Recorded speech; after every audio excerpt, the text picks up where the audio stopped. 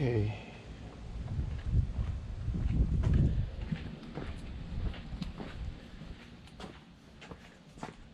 Okay, guys. Um. Okay, guys. I was getting ready to open up the camper now. It's a little cooler. It's only 80. What is it? 89. No, it's 90. 90 degrees. And I said, all right, let me see if I can pop the trailer and get the truck ready. But and there's always a but. I just got some news from a friend of mine that he has a cabin up in the mountains where we go hunting, and he knows the fire chief and the fire guys, firefighters, and he's got a pretty good rapport with them. And he gave me the news that as of now, there are 11 new fires in our hunting area. 11. And I said, well, I hope they can take care of that when it's time for hunting season. And he goes, he doubts it because they don't have enough people for one fire. They're along 11 because everybody's probably up north in the bigger fires. I don't know. He said only our hunting area, but our hunting area is pretty big. It's the size of a county. But the thing is that if the gates are closed and there's a fire back in there, it doesn't matter where the fire is. If you can't go in, you can't go in. I hope it's further in the woods, in the forest, that it doesn't interfere with the hunting areas that we go. And one time I went and there was a fire going on off at the distance, and you can see a big column of fire, of smoke.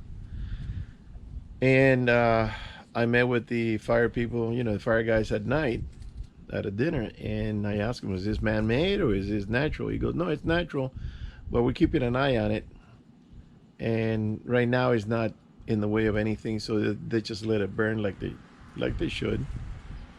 So let's see what happens. But 11 individual fires. This department also has helicopters, and they got repellers. They repel down from the helicopter into a fire area. I see them practicing. So I'm gonna pop the trailer, but it might be a waste of time. All right, let me go over there and get it done. I just want to open it up and see if I need to take anything in there. I'm getting kind of cabin fever, and I'm getting itchy. I need to get out of town. It's tired being locked up in here. But I wanted to see if I can get this, done, because I went to practice. I loaded ammo. My mindset is hunting now. It's not fishing. I'm hunting. My preparedness is for hunting. Fishing already passed the season. We can still go fishing, but everything. Okay, let me get in there. So I'll give you a view, and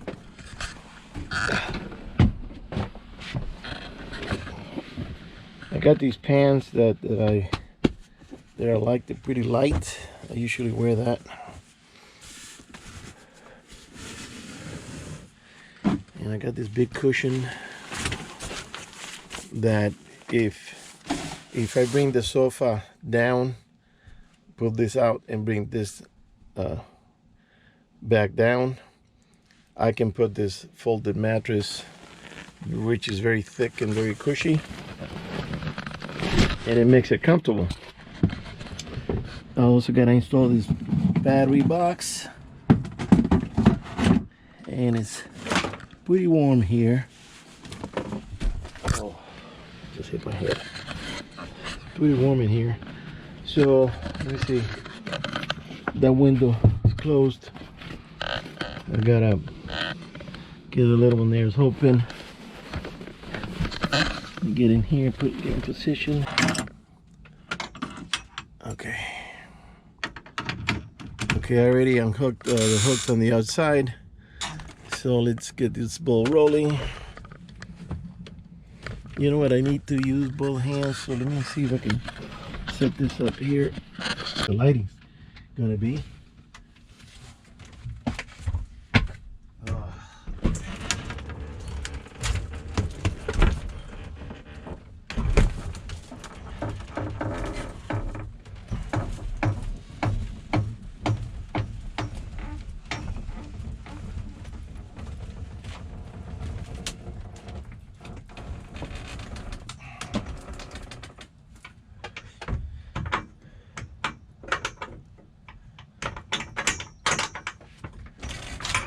Ready so it locks. Okay, so get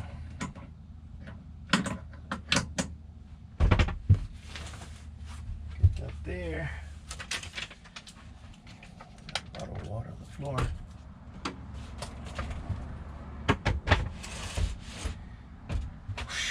All right, so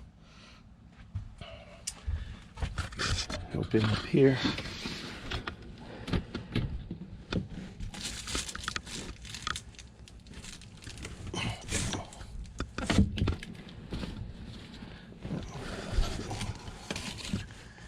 Put that little stick there so the dogs, because I lost the screen, it flew out the window and just I had it here and left. So now let's see. Just push this back so I don't get hit in the head. This trailer needs to be aired out. It's very musky in here.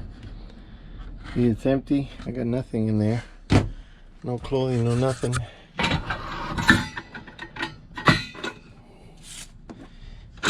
This probably came off when I was driving up in the local hills to you know, run the engine for a while. All right, let's see here.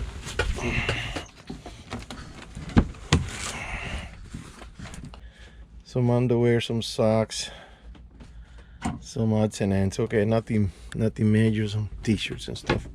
I'm gonna leave that open also, so everything needs to get aired out. Refrigerator, 92.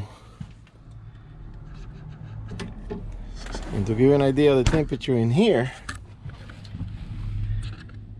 it's 95. Jesus Christ. So now I had another project that I was going to do. I was going to install this hydraulic shock. Let me get it outside.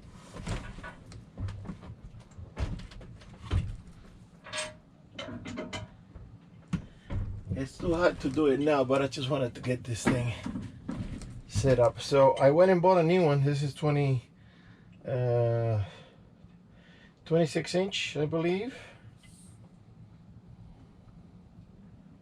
20, yeah. To connect this to the top. But it's so freaking hot here, I'm already sweating like a pig. I am not doing it today. I'm just gonna put that here and leave the camper. It's too hot, man. It's 90. Let me see this thing's working. Ah, yeah, the battery is disconnected. I got no power. So I gotta connect the battery. And that's another issue, since I can't raise my arm, my left arm over my head. I can only do that. I have to lay flat on the floor, open that left hatch, reach in, and connect the battery. That's why I haven't been able to do it, because I can't do it. What a difference in temperature when you come out. One time I left the door open overnight on the camper, and the next morning I came out and I saw it open. I'm going, oh. I said, damn it, I forgot to close it. And I just kind of very carefully looked around because, you know, mountain lions could come in there. We got mountain lions walking the streets over here. There was a mountain lion eating a deer 3 houses up the street. You can't take a chance.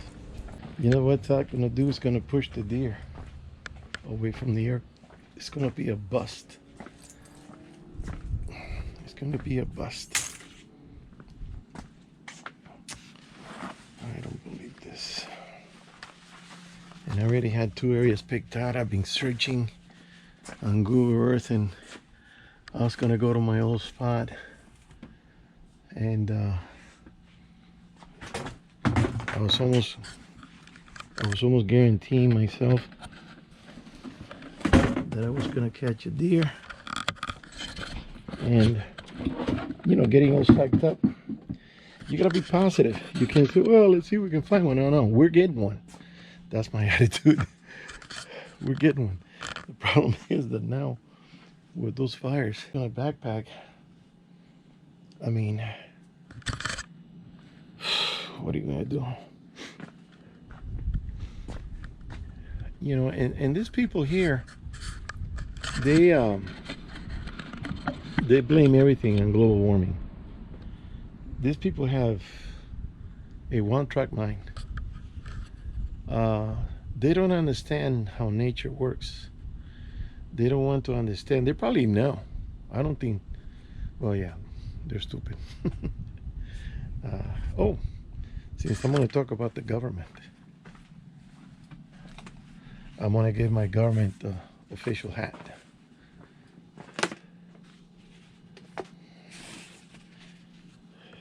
Here we go. Surrounded by idiots. And let me explain something. For some of these people that they're not informed. I'm not going to call them stupid. They're just not informed because they don't go out of their way. They just believe what they're being told. So the California fires. Let me go back a few 100 years. Before the white man came, the Indians were here. And the Indians were using firewood on a daily basis. They would go into the forest, especially the women. They would go in, gather branches, gather broken limbs and whatever they could find for fire. With fire, they would cook, they would keep warm in the winter, and they would create smoke to shoo away the bugs, which is normal. The Indians, they were usually camped around water bodies, you know, rivers and lakes. You're not going to find an Indian tribe parked in the middle of the desert. That happened after, when the white man came and started pushing them around and kicking them out of their lands and whatever. So the Indians were taking care of the land inadvertently. It was just a natural thing to do. So now, let's say that the mountain Indians, the California mountain Indians, and the Indians in other mountain areas, you know, Idaho, Montana, Colorado, mountain Indians, you know, the Cheyenne, the Arapaho, the Shoshone. The Shoshones were known to be mountain people. So anyways, the Indians, they were living in the mountains. They would live in the mountain in the summer, and in the winter, when it started snowing, they go down to the desert lowlands, to the bottom of the mountains, and they will go into a desert area that had water. So the Indians before they leave, they already packed. The women already heading out with their gear. Before they left, they will set on fire a certain area. Now this is around, let's say, to pick a month, a cold month, let's say November. In November, you're getting already a few flurries of snows, so you're not going to have this raging wildfire. What they would do, they would set fire to this area in this cold weather that is not going to get out of control, It's not going to get out of hand. And they would burn this huge area. So when they came back in spring, because you couldn't live in the mountains when it was snow because it's very cold, and I've been in areas where there's 21 feet of snow. In fact, I got pictures that I was shown.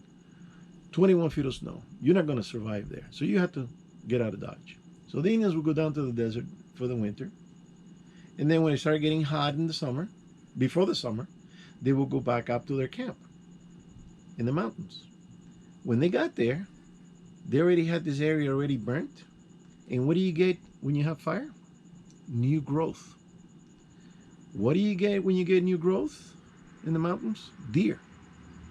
So they guarantee themselves a better hunting, better chance of getting a deer because they knew that the deer were going to be there eating out the little sprouts that come out after a fire. And every time there is a fire, a few days later, don't ask me why, a few days later, there's deer wandering around there. I seen them. So the deer were there when they came.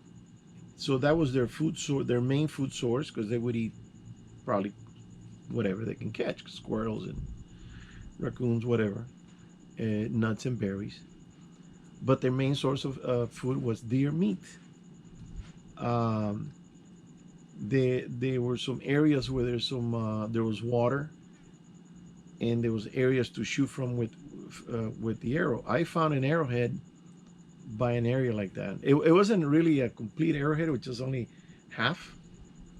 Because I looked at it and I'm going, wow, this is kind of weird shape. And then it had the little collar for the shank, and it had the little side cup, but the other side was rough. It wasn't finished.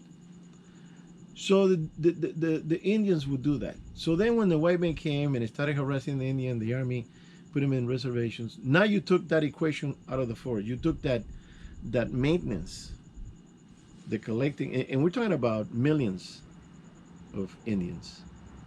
They say there were 60. I don't believe that, but there were a few millions. There were 500 tribes. I got a book like that thick about Indians.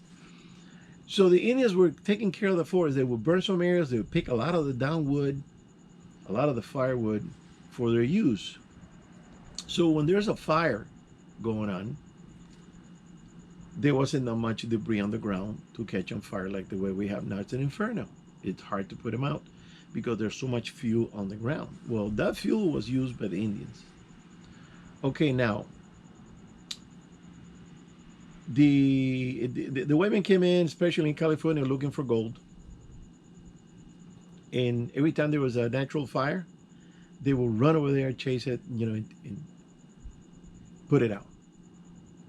Because you don't want fires going crazy, right? You put it out. But what they're doing is that they were stopping the natural process of nature. The pine trees need fire to reproduce. So the trees would drop their cones and lay on the ground. The Indians will grab those cones and pop them open and eat the little nut. But there's on the top, I think it's on the top, there's a little bundle there that it needs fire to pop and release the seeds like popcorn. So when the fire comes through, a fast fire comes through the brush, low grass and stuff, it would burn that cone, and the cone would pop their seeds into the ground to reproduce another tree, to have another tree, ensuring the forest health. So when they started taking out and putting out the fires, the gold miners and the settlers and everything, every time there's a fire, they run over there and put it out. They're creating this accumulative ground cover, which I've seen, and one time I took a rod and I drove it like 3 feet into the ground. It was all pine needles before I got to the dirt. That's how much fuel there is on the ground in some areas. Some areas have more, a lot more. So now you're taking away the nature's way of taking care of itself. Then here comes the politicians, the environmentalists, the tree huggers. we're not going to cut any more trees. We want the forest to be natural, because where I used to go hunting, where I still go hunting, I mean, in that area in the early 70s, 72, I started in 71. So every time I would go up there, guarantee I would see semi trucks going down and up the mountain, bringing down lumber, big logs that they were cutting for lumber to sell to a lumber yard, and produce materials for construction of homes, etc. There were guys up there paying the Bureau of Land Management or the Forestry Service, paying to cut down trees that they were already marked by the Forest Service with a spray. So I would be hunting and I see a tree with a blue X on it. Those trees are marked to be cut. The forestry will go around, do a count, and say, okay, this one needs to go, that one needs to go, this one is sick, this one is dead, etc. Well, and then they will get funds, and they will get, their department would be self-sufficient. They will get the funds from the lumber companies and the lumberjacks and everybody that wanted to cut wood. And with that, they would pay their own departments. Well, California decided to stop that, increase our taxes so we can still pay them, but it's not from the lumber sales. So there's no more trucks since, I think I would say 80, 81. I haven't seen a truck up there. At the bottom of the mountain, there used to be a lumber mill, because the guy that owned the cabin, he said there used to be one. He told me. Well, they packed it up and took that away because there's no more lumber to be cut. It's not allowed. So the company had to get up their gear, take up their gear, and go someplace else. So now you're taking away the cutting. So Indians are not picking up anything. They're not burning up anything. The Forest Service is putting out all the fires, and the settlers back in the day putting out the fires. So you're accumulating this growth of debris. Now, if you're not cutting any more trees, what are you getting? More trees. So according to a study, I read this a few years ago, there's supposed to be 80 trees per acre. Now we got 400 per acre. So here comes the other issue, the other problem. Now you got too many trees in the same plot of ground competing for water. Everybody's, trying to drink their water to survive. There's not enough water for 400 freaking trees in a 1 acre parcel. So what happens next? Some trees are drying. They're not creating enough sap to protect themselves from the beagle. So here comes the tree beagle, goes in there, burrows, kills it. I don't understand how a little thing like this can kill a huge tree, but they're doing it. And the reason they're killing those trees is because they don't have enough water to create sap to protect themselves against the freaking bug. So you see how one thing leads to another? How the government, instead of making things better, they're screwing it up like they always do. Why? Because they're politicians. They just gobbledygook, and I have an idea, let's do this. I have an idea, let's do that. The forest. So now here comes lightning, which happens every year, and whammo. It hits a tree, the tree burns like crazy, it's burning everything around, and now it goes up like a torch on gasoline. There's a type of, and that's how it spreads so much, because one tree is so close to the other that there are too many trees per area. There are a few pictures from back in the late 1800s from this naturalist guy. What's the name? He's got a forest name after him up here. That I think I have a book about it. I gotta look for that book. That it shows pictures of the forest, and if you look at the picture of before and now, the pictures had very few trees. If you take a picture of the same area now, you can't see You cannot see the dirt. It's tree after tree after tree after tree. It's so dense that you can't even walk between them. So that's the reason we're having all these wild fires. Debris on the ground, no control burning. They stopped that also. No control burning. I think I've seen it a couple of times now. I saw it in some areas where there's some houses, like up in Kennedy Meadow, up in the what county is that? Sonoma or something like that. Sonoma Pass, up in that area. And that's a very back in those mountains. Are very rough. Very. It's so rough that I can guarantee you that no one has walked in those mountains. It's so bouldery, so rocky, so steep. Indians gonna say, "What the hell am I gonna do up there?" Same thing with the settlers. And say, "No, nothing up there. I'm not gonna go up there." But there's trees up the yin yang. So every time there's a lightning, it blows up because of what's happening for the past 150 years. Okay, but these people are blaming it on global warming. If it's global warming, how come the forest in some other states are not going up crazy like they are here? It's because of the policies. How come in Europe it doesn't go up like it does here? The policies.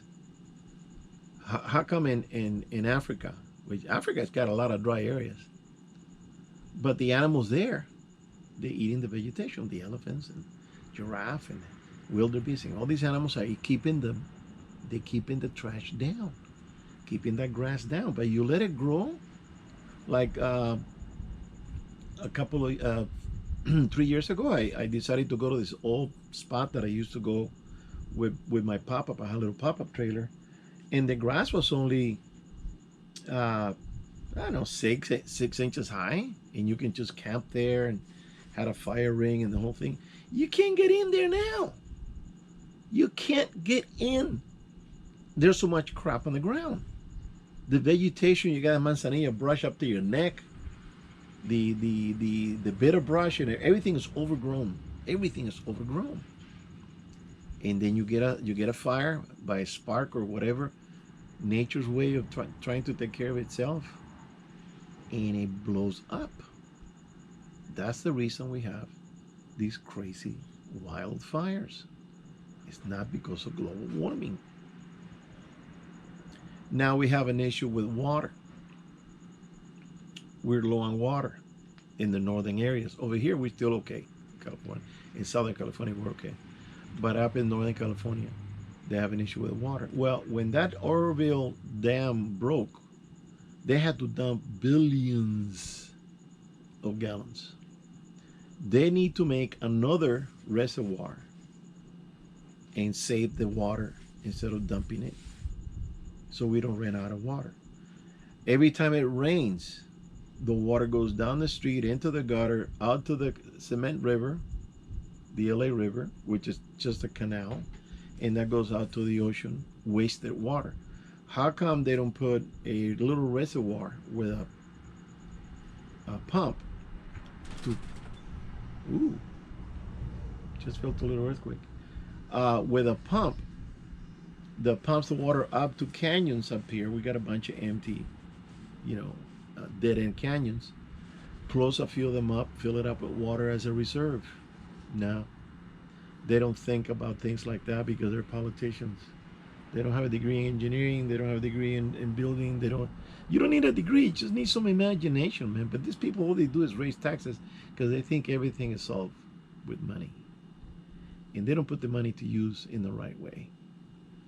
So that's why we're running out of water.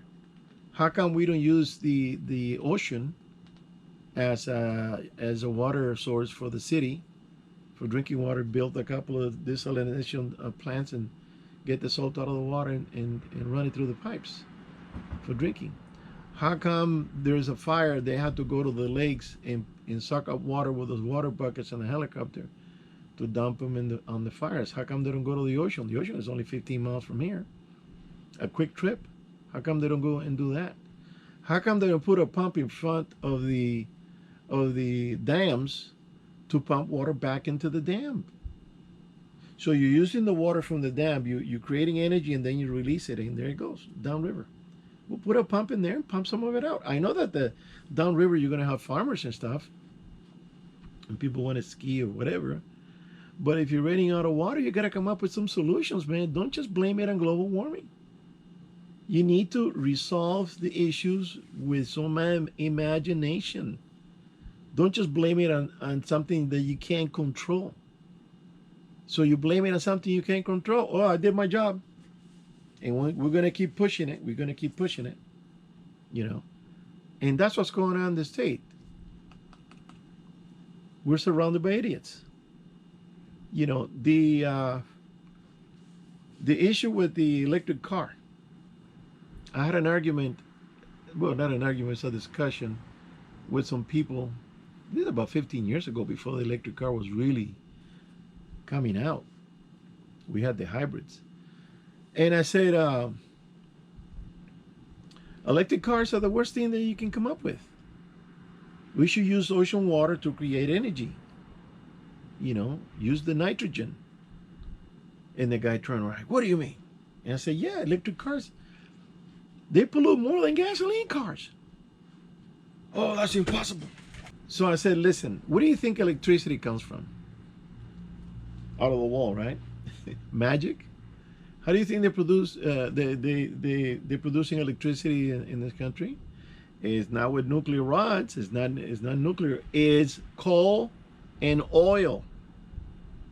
So while the electric car itself is not polluting, but the plants are. You get those big stacks of smoke coming out to create all this electricity that is going to be needed for all these electric cars. Another problem is that the grid is not strong enough to be sending this much electricity at once. When you get a lot more cars being plugged in, they're going to burn down those wires. They're going to create more fires. Those transformers up in the poles, they're going to blow up.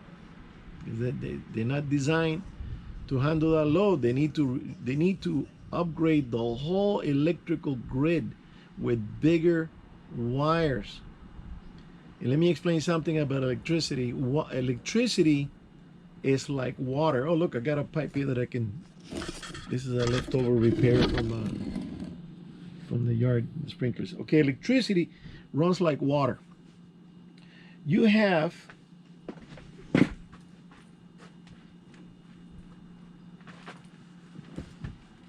electricity going through here, this gauge wire cord, at a certain rate, at a certain voltage, okay?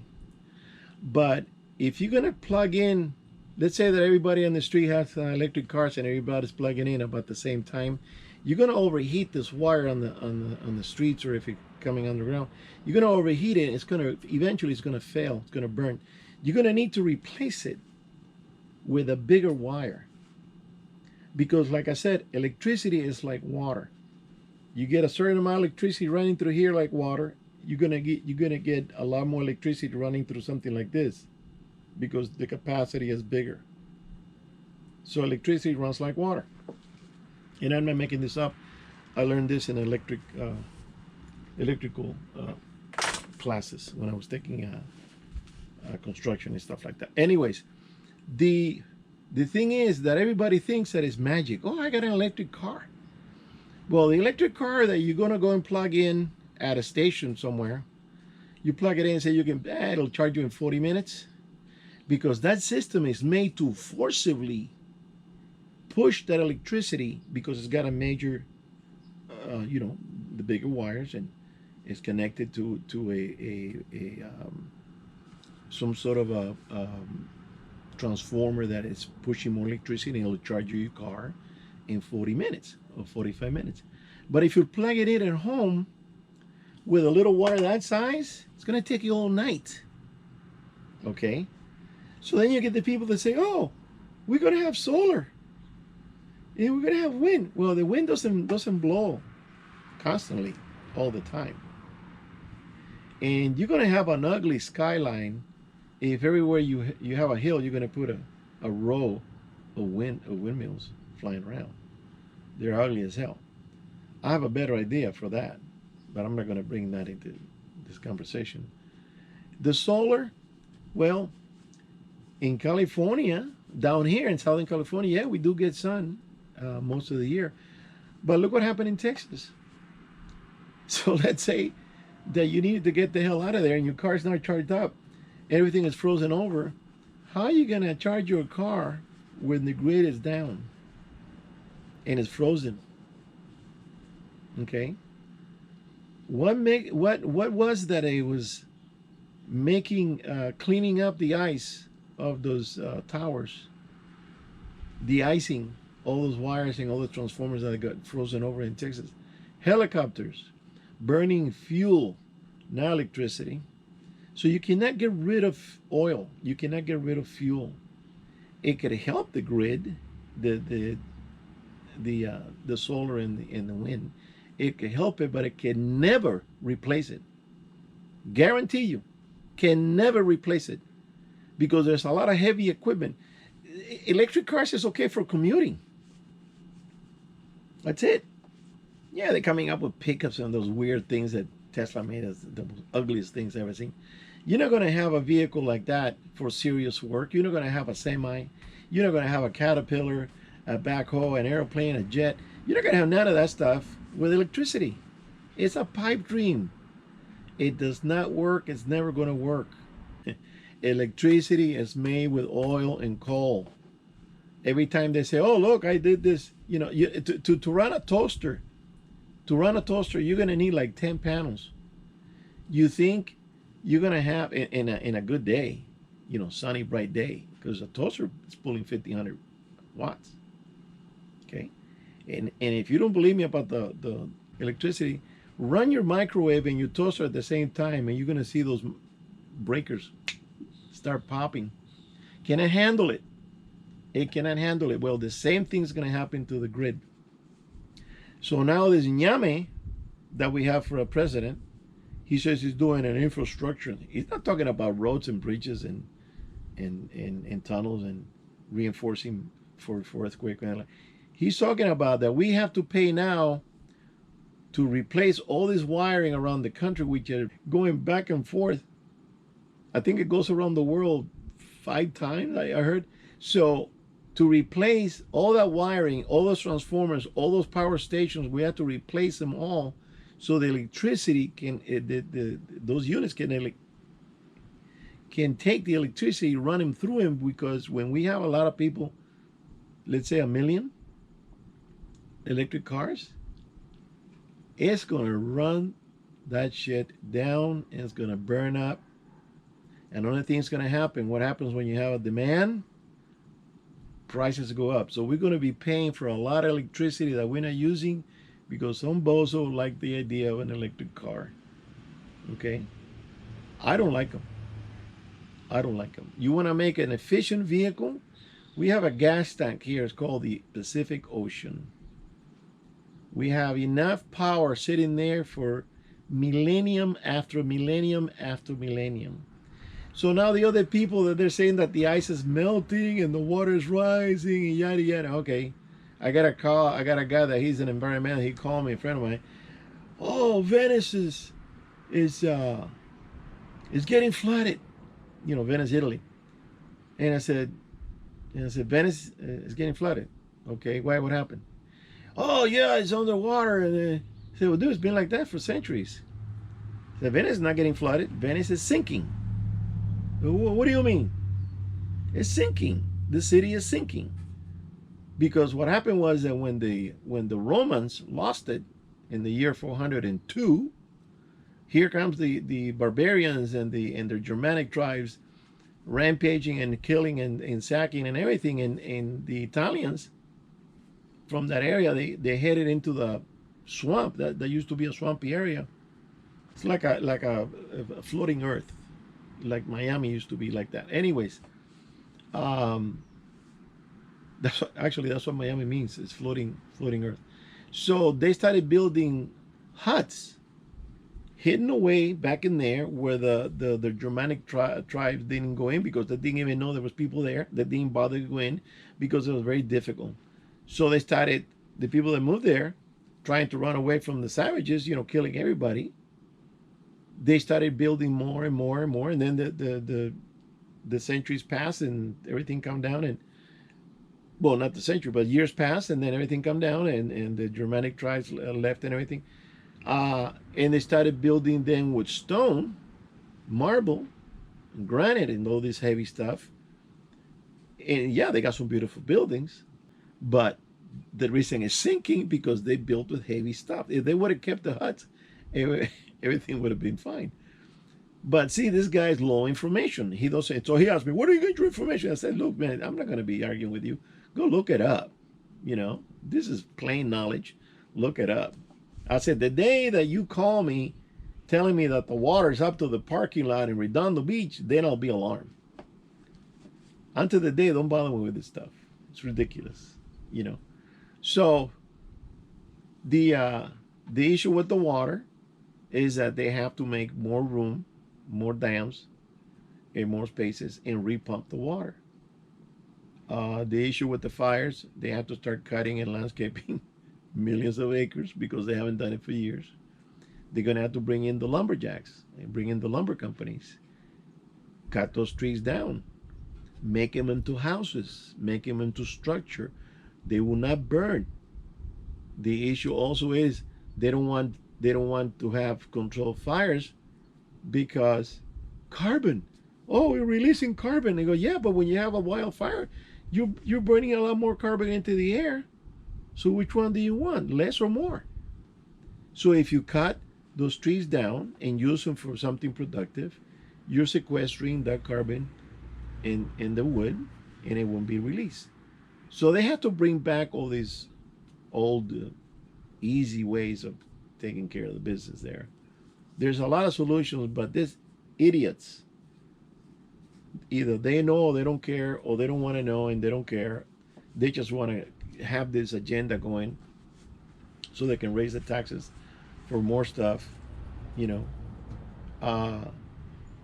It's incredible what's going on in the state, and I'm hoping that Larry Elder gets voted in, that he gets the position of governor, because he is on the money. He said the other day, that train, we're spending millions and millions on a train going to nowhere. Like, who the hell wants to go to San Francisco? These people want to drive.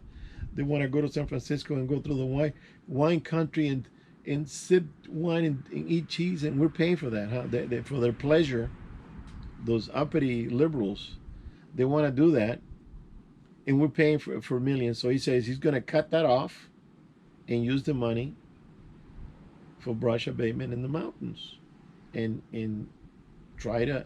It's going to take years now, because it took years to get it to the way it is now.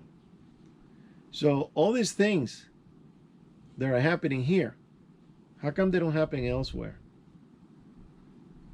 How come the forests in Europe? Europe's got a lot of forests. Germany is packed with forests.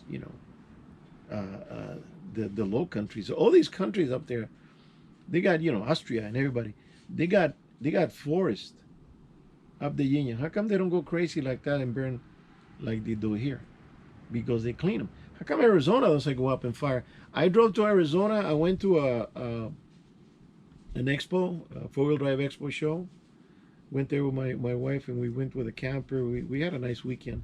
So I'm driving down the road, and I'm looking at the trees. But I see something. I'm sensing something that I couldn't put my finger on it. And I'm looking, I'm looking at the forest. And I'm going, something weird, but I couldn't tell what it was. But there was something weird. So when I got home, I'm reviewing the videos and the pictures, and then it hit me. What I found weird is that I'm used to seeing all the clutter and the overgrowth on these mountains. There is none. Where I was driving through, everything was clean. There was nothing on the ground. Not even a down tree, not a branch, nothing. Just regular growth pine needles.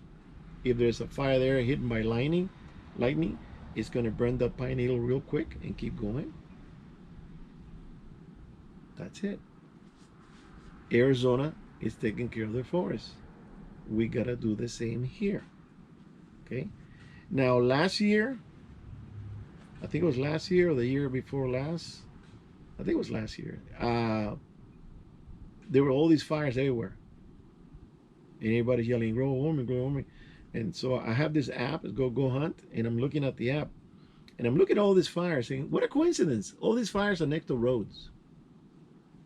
There's not a fire way back in the boonies. No.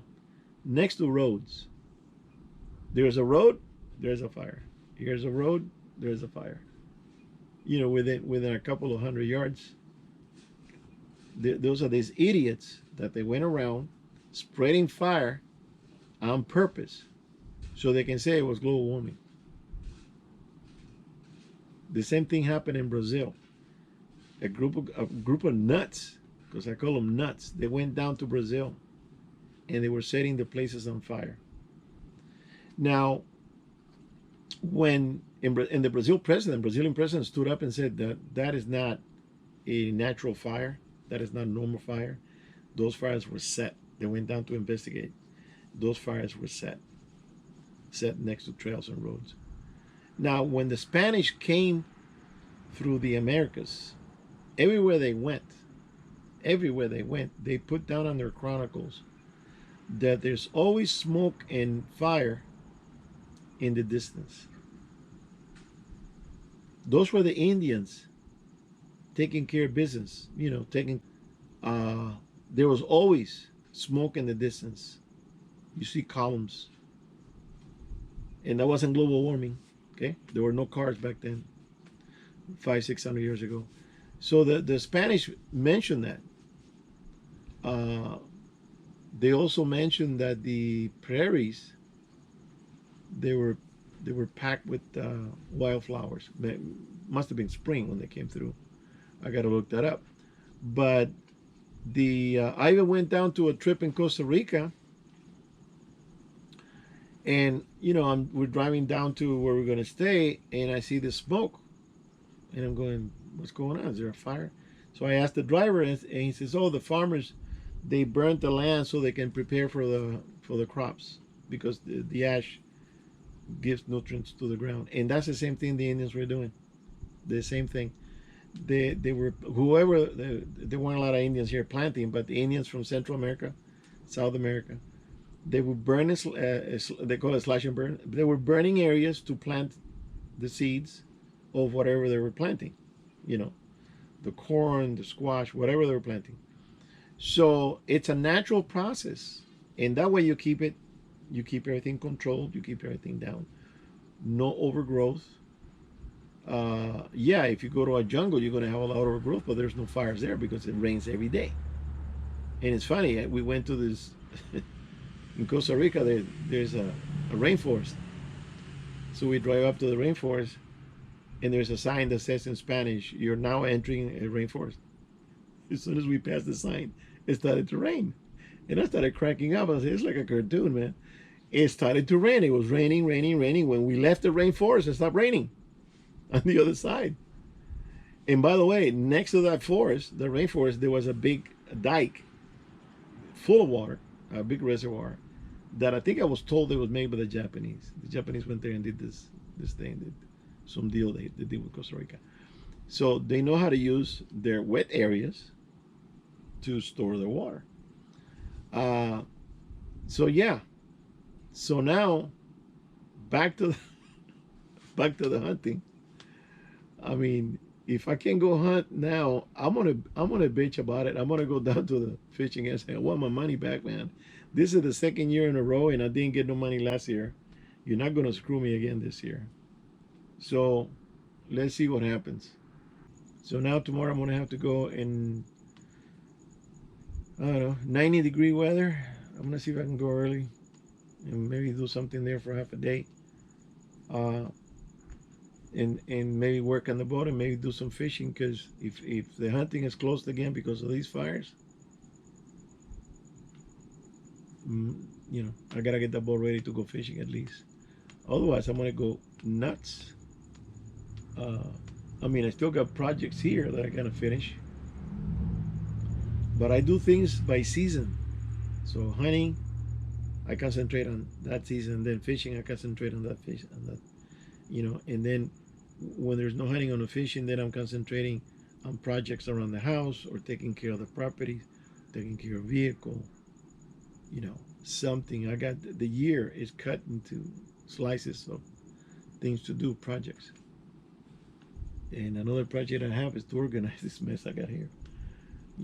All right, guys. I'm gonna say goodbye, and I'll see you on the next one. Thank you.